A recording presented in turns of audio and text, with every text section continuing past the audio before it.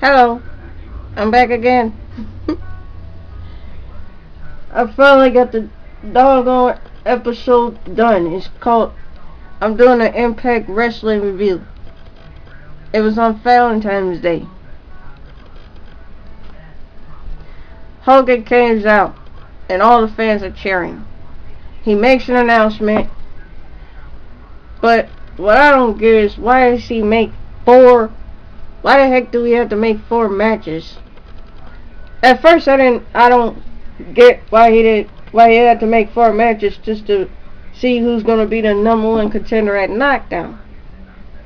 Though one of these 4 matches is RVD versus James Storm, Christopher Daniels versus Magnus, Kurt Angle versus Samoa Joe, and Bobby Roode versus Austin Aries. Hogan announced things. Sting comes out here, talks about aces and eights. The thugs challenge. He challenged the aces and eights. No, aces and eights challenged him, Sting, and he accepted.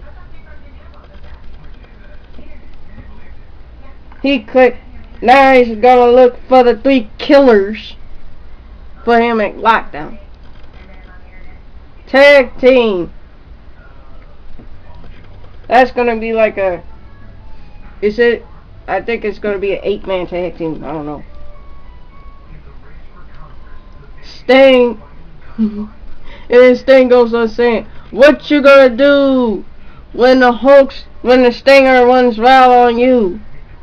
I would have been mad at Sting for stealing my line if I was the Hulk, but it is what it is. Magnus versus Christopher Daniels. I don't know why Kazarian has a freaking manager pass. It ain't like he deserved it. Kazarian always gets involved in his match. Magnus was on the ball until Kazarian. Magnus was on the ball until Kazarian gets involved. Referee tries to kick him out. Kazarian wants to sit up here and show him the pass, talking about I'm the manager, I can come in. Magnus threw that sucker, throw it out to the crowd. now he can kick Kazarian out. Magnus beats Christopher Daniels. That's good for Magnus. Brooke and Bruley Ray was talking about his injury. He was very disappointed in himself. I did not know he was injured. I really didn't. I thought he was bigger and tougher than that. But he ain't gonna worry about it. He was gonna take Brooke out to dinner and dancing. Yeah, and dancing with an injury. Kurt Angle versus Samoa Joe. I heard from TNA and Kurt Angle that the Olympic Committee was going to take out wrestling. Why the hell do you want to take out wrestling? Wrestling is part of the reason why Olympic sports exist today. Now you see why the Olympics is boring. I don't even look at much of the Olympics. I like gymnastics, sport. I like the swimming, the synchronized swimming, but wrestling is the main deal of Olympic sports. The committee has no right to take out wrestling. I hope Kurt Angle and the wrestling committee do something about this whole situation. Ted said he gets text message from Aces and Eights saying, this is awesome watching 2 people kill each other. Oh, who cares? Aren't they supposed to be mad about not getting a chance at a title shot? Garrett and West jumps in, beating up Kurt Angle and Samoa Joe, and then the match ends. Those 2 douchebags. Yeah. pretty jealous. I think Garrett and West is jealous. Dixie's talking to the Blossom Twins and Party Marty. They are still at British boot camp. They still get their chance at a wrestling on Impact ring. So now they got their match. Party Marty and the Blossom Twins, which I love so dearly. they take on Tara, Gail, and Jesse. I'm not surprised Tara, Gail, and Jesse won. I wish the Blossom Twins and Party Marty should have tried harder. Then Gail makes an announcement. I wonder what her problem is now. She wants Brooke Hogan to come out here and make this match. Tara versus Gail Kim. Okay. Brooke comes out and makes this match. She makes this match alright. But then she adds Brooke Tessmacher and Velvet Sky.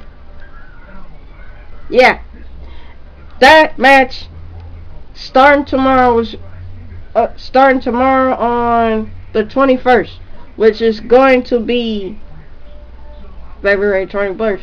It's going to be a Fatal 4-Way match this week. And Gary was so damn mad. and Tara, she got to be shaking right now.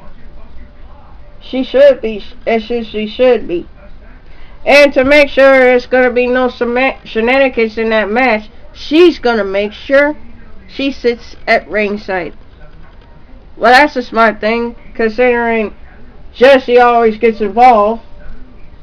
Dixie makes a plan on the road. I didn't mention earlier that TNA taping was going to be on the road, and he's going to bring television to the fans. March 14th is she going to be going to Chicago Sears Center Arena. Then on March 28th, she's going to be at Josie TNA, and I'm talking about TNA. TNA is going to be at Josie Borough, Arizona, at ASU Convocation Center. Then 4/11 is going to be at Corpus Christi TX American Bank Center. Then on June the 6th, it's going to be Atlanta, Georgia Roulette Center. Rhodes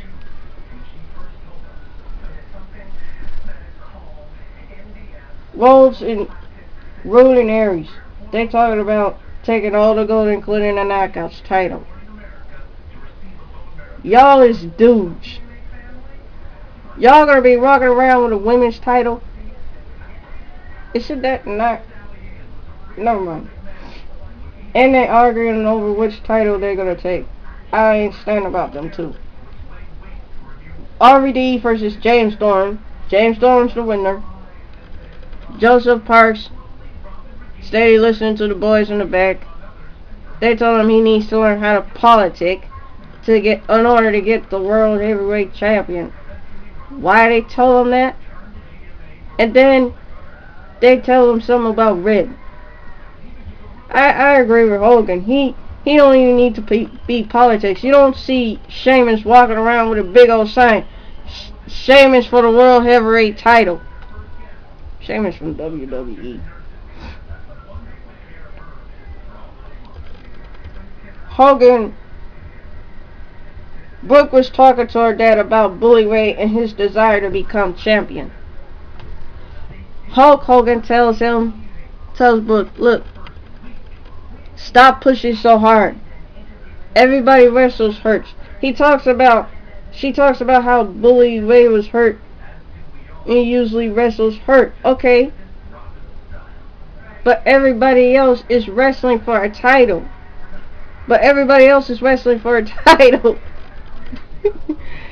Okay.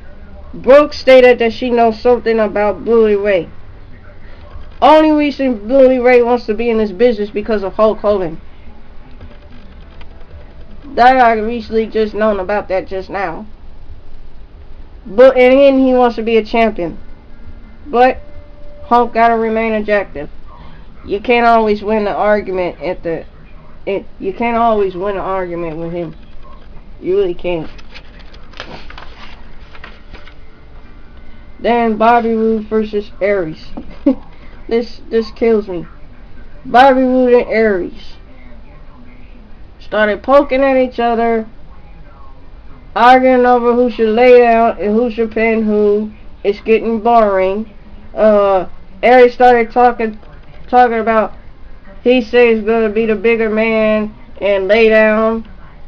Yeah, like a wuss. Bobby pins him.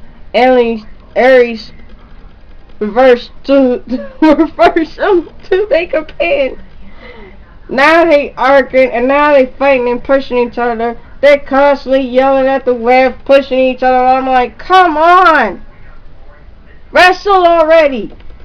Next thing you know, Bobby wants to bring a chair in here and hits the floor and try to use it. Now he hits the floor with it and lays down.